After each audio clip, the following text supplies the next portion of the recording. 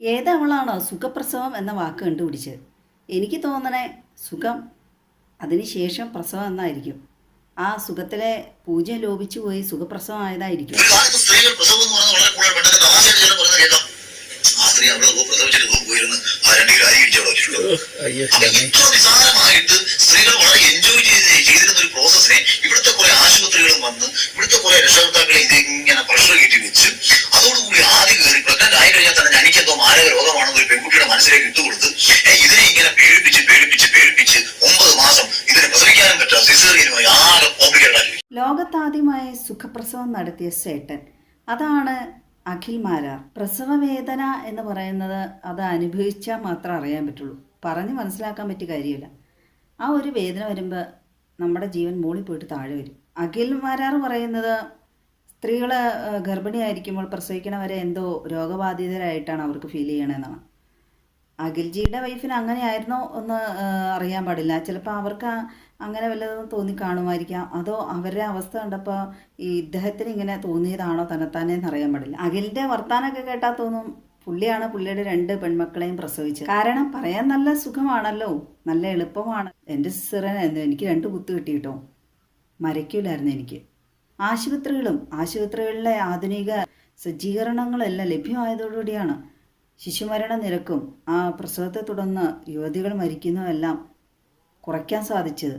പണ്ടൊക്കെ വീട്ടിൽ പ്രസവിക്കുന്ന എത്ര അമ്മമാർ നവജാത ശിശുക്കളുമാണ് ഈ പ്രസവത്തെ തുടർന്നെല്ലാം മരണപ്പെട്ടിട്ടുള്ളത്. എൻ്റെ ഹസ്ബൻഡിൻ്റെ അമ്മ 10 മക്കളെ പ്രസവിച്ചു. 9 എണ്ണവും വീട്ടിൽ തന്നെയാണ് പ്രസവിച്ചത്. പക്ഷെ 4 എണ്ണം നവജാത ശിശു മരണം. 10ാമത്തെ, അതായത് എൻ്റെ ഹസ്ബൻഡ് നിലവിലിപ്പോൾ 6ാമത്തെ ആളാണ്. അദ്ദേഹത്തെ എങ്കിലും ജീവനോടെ ഒരു കുഴപ്പമില്ലാതെ കിട്ടണമെന്നോർത്ത് ഹോസ്പിറ്റലിൽ പോയാണ് പ്രസവിച്ചത്.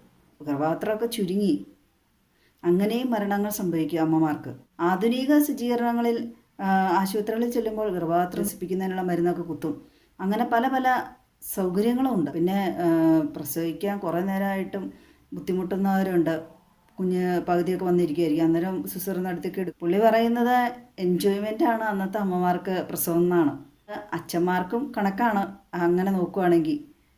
കാരണം അവർക്ക് വേറെ ടൈം പാസ് ഇല്ലായിരുന്നു. അവരുടെ എൻജോയ്മെൻറ്റിൻ്റെ ഒരു ഭാഗമാണ്. അമ്മമാർക്ക് ശിക്ഷയാണ് കിട്ടിക്കൊണ്ടിരുന്നതെന്ന് പറയാൻ പറ്റുള്ളൂ. പ്രസവം കഴിഞ്ഞ് ആൾ റിലീസാവുന്നവരെ സ്ത്രീകൾക്ക് എന്തെല്ലാം കാര്യങ്ങൾ ശ്രദ്ധിച്ചാൽ എവിടെയാണ് വീടുകളിൽ പ്രസവിച്ച് അമ്മമാരും കുഞ്ഞുങ്ങളും മരണപ്പെട്ട സംഭവങ്ങൾ അടുപ്പിച്ചുണ്ടായിട്ടുള്ളത്. ഇനിയെങ്കിലും ഇങ്ങനത്തെ വിഡ്ഢിത്തങ്ങൾ വിളമ്പാതിരിക്കുക. വിഡ്ഢിത്തങ്ങളൊക്കെ കേട്ടിട്ട് ഇനി ആർക്കെങ്കിലും തോന്നുവാണ് ഭാര്യമാരെ വീട്ടിൽ പ്രസവിപ്പിക്കാൻ കൊള്ളാമല്ലോ, സുഖമാണല്ലോ എന്നൊക്കെ, ഇത്ര പോയ പണം ചിലവാകും, അതിൻ്റെ ഒന്നും ആവശ്യമില്ലോ എന്നൊക്കെ ചിന്തിക്കുന്നവരുണ്ടാവും. വെറുതെ എന്തിനാണ് ഒരു സ്ത്രീയെയും കുഞ്ഞിനെയൊക്കെ കൊലയ്ക്ക് കൊടുക്കാൻ നോക്കുന്നത്? താജ്മഹൽ രൂപീകരിക്കാൻ കാരണമായത് തന്നെ മുംതാസ് മഹലിൻ്റെ അടുപ്പിച്ചുള്ള പ്രസവമായിരുന്നു. അങ്ങനെ 14ാമത്തെ കുഞ്ഞിന് ജന്മം നൽകിയതോടുകൂടി അവർ മരണപ്പെട്ടു. അന്ന് ഒരു പക്ഷേ ആശുപത്രിയോ ഇപ്പോഴത്തെ ആധുനിക സജ്ജീകരണങ്ങളൊക്കെ ഉണ്ടായിരുന്നെങ്കിൽ ആ മുംതാസ് മഹൽ മരണപ്പെടുകയില്ലായിരുന്നു. ഒരു പക്ഷേ താജ്മഹൽ തന്നെ ഉണ്ടായിരുന്നു വരില്ല. അഖിൽമാരാർ പറയുന്ന അരി കുത്തിക്കൊണ്ടിരുന്നപ്പോൾ പ്രസവിക്കാൻ പോയി എന്നൊക്കെ. അതൊക്കെ ശരിയായിരിക്കാം. ഓരോരുത്തരും പണികൾ ഓരോന്നും മാറി മാറി ചെയ്യും വീടുകളിൽ. നോക്കാൻ ഇഷ്ടമറിയ ആൾക്കാരും ഉണ്ട്. കാലഘട്ടം മാറി, ജാമാൻ്റെ കാലഘട്ടമല്ലേ. എല്ലാ ജന്തുക്കൾക്കും ഒരുപോലെയാണ് തന്നെയാണ് പ്രസവവേദനയൊക്കെ. ഗർഭിണികളായിരിക്കുമ്പോൾ പല രോഗങ്ങൾ അലട്ടുന്നവരും ഉണ്ട്. ഒരു വയസ്സത്തെ പ്രസവവേദന കുഞ്ഞ് ജനിക്കുമ്പോൾ പോസിറ്റീവാണോ നെഗറ്റീവാണോ എന്ന് പോലും അറിയില്ല. എല്ലാം കൊണ്ടും ഒരു പ്രത്യേക അവസ്ഥയിലായിരിക്കും.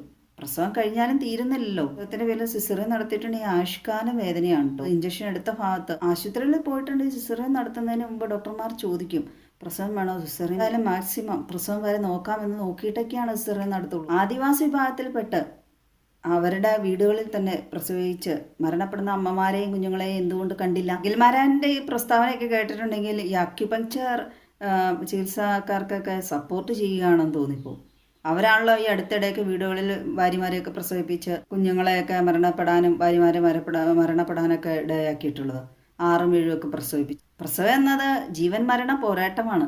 കാരണം അമ്മ രക്ഷപ്പെടൂ, കുഞ്ഞ് രക്ഷപ്പെടൂ, 2 പേർക്കും എന്താണ് സംഭവിക്കുന്നത്? ഇങ്ങനെ പല ആകുലതകളായിരിക്കും. ഈ പ്രസവിക്കുന്ന ആൾക്കാരെയൊക്കെ ആകുലതകളാണ് പുറത്ത് നിൽക്കുന്നവർക്ക്. ദൈവം പ്രത്യക്ഷപ്പെട്ട എന്ത് വരം വേണമെന്ന് ചോദിച്ചിട്ടുണ്ടെങ്കിൽ ഒരിക്കലും പുരുഷന്മാർ ആവശ്യപ്പെടില്ലാത്ത ഒരു വരം തന്നെയാണ് പ്രസവിക്കാൻ പറ്റണം എന്നുള്ളത്.